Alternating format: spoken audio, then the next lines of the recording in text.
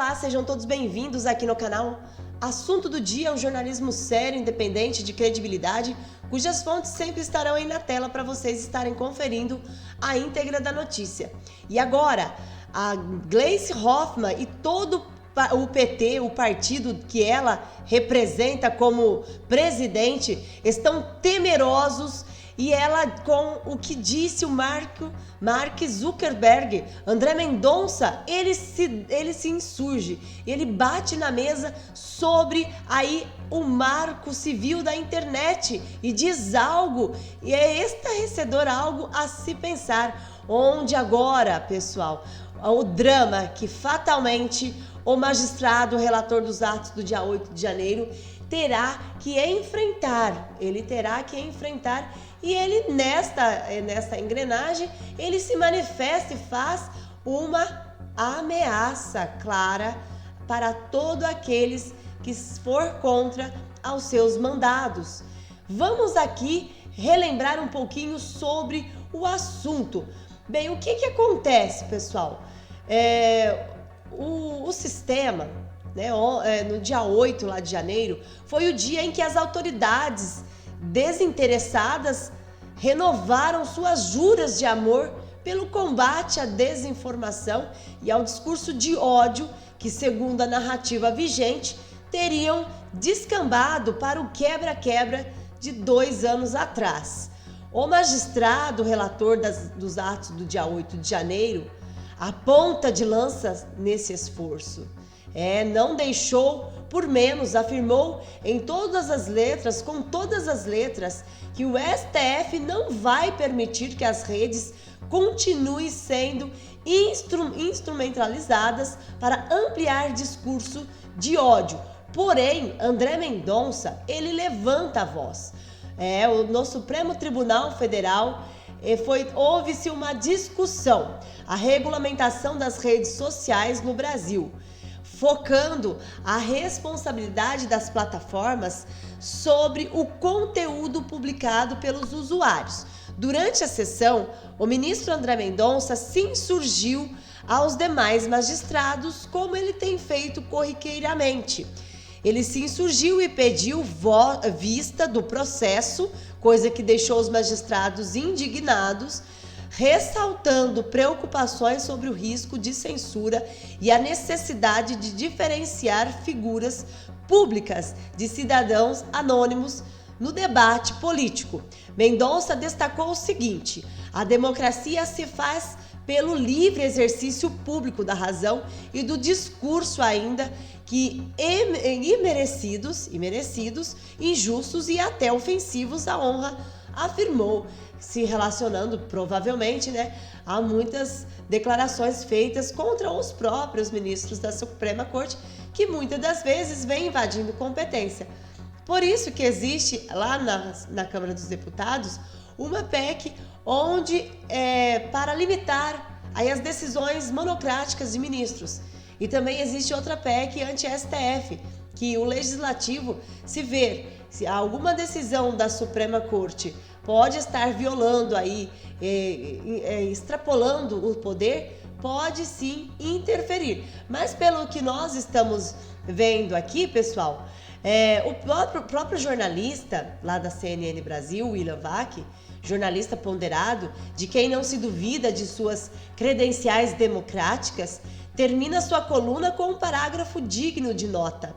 É grave ter de afirmar isso, mas uma parte relevante das elites brasileiras perdeu a percepção de que o STF defenderia apenas os preceitos constitucionais, zelaria pelo rigor das leis acima dos interesses políticos e partidários.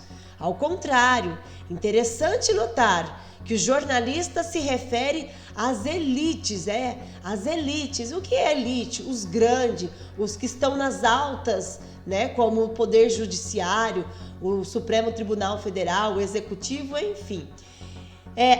Refere-se à elite e não ao povo ou cidadãos de maneira geral. E as elites, como sabemos, comandam os destinos do país. Quem são as elites? Executivo, legislativo e judiciário. O vazio de autoridades das celebrações do 8 de janeiro. O que celebrar no dia 8 de janeiro, pessoal?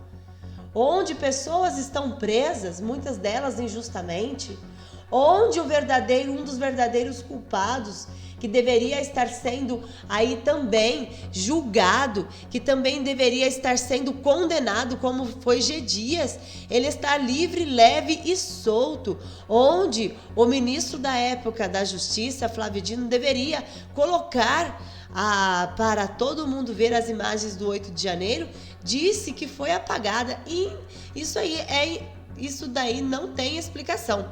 O vazio de autoridades foi um sinal desse mal-estar das elites.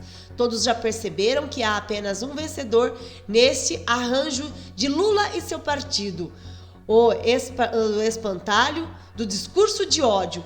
Como eu falei para vocês, eles estão temendo após a divulgação de Zuckerberg. A presidente do partido aí deles, da esquerda, a deputada federal Gleice Hoffmann, afirmou nesta quinta-feira que o criador do Meta, Mark Zuckerberg, fez uma aliança política com o presidente eleito dos Estados Unidos, Donald Trump. Ou seja, eles estão temendo o que vem por aí. Elon Musk, ministro de Donald Trump, Mark Zuckerberg, né, alinhado com o Donald Trump, e aí? O que vai ser deste povo que está lutando para que a nossa liberdade de expressão seja aí violada, né, pelo tal do marco temporal da internet. No entanto, eu falo aqui para vocês, o próprio Barroso, o Luiz Roberto Barroso, o julgamento já conta com votos divergentes entre os ministros. Luiz Roberto Barroso, que argumentou que a remoção de conteúdos como calúnia e difamação só deve ocorrer com ordem judicial para proteger a liberdade de expressão. Agora, em entrevista, a Gleice Hoffmann apresentou aí um grande temor. Ela expressou a preocupação do partido com as mudanças anunciadas pela Big Tech, que inclui o fim do programa de checagem de fatos. Segundo ela, os desdobramentos da decisão da plataforma, que estaria alinhada com o futuro governo do republicano, podem influenciar decisões globais. Disse que não vai ser fácil o embate. Tanto é, como eu falei para vocês, na cerimônia aí dos atos do dia 8 de janeiro, que nem deveria, tem tanta coisa tão importante para se fazer. Para que fazer cerimônia aos atos do dia 8 de janeiro esvaziada literalmente pelas autoridades? Nenhuma das autoridades aí do Legislativo e do Judiciário e do Legislativo estava lá, né, do Congresso Nacional. O ministro, relator dos atos do dia 8 de janeiro, fez uma declaração assustadora sobre as redes sociais que estão operando no Brasil. Ele disse o seguinte: aqui no Brasil, a nossa Justiça Eleitoral e o nosso STF já demonstraram que este é um país com leis. Por quê? Porque ele foi lá e fez o que nós achávamos que não aconteceria, mas ele bloqueou a rede social de Elon Musk por determinação que ele tinha feito para remover alguns conteúdos, onde o Elon Musk se recusou a fazer isso. Ele pagou multa, teve a sua rede social por não ter um representante legal aqui no Brasil. Mas depois ele cumpriu todos aí os pedidos do relator dos atos do dia 8 de janeiro, mas nós sabemos que não vai ficar por isso mesmo. Olha aqui, prosseguindo a fala do magistrado. As redes sociais não são terra sem lei no Brasil. Elas só continuarão a operar se respeitarem a legislação brasileira, independentemente das bravatas de dirigentes e responsáveis das Big Techs, afirmou o magistrado, insinuando aí, mandando um recado para o Elon Musk e o Mark Zuckerberg.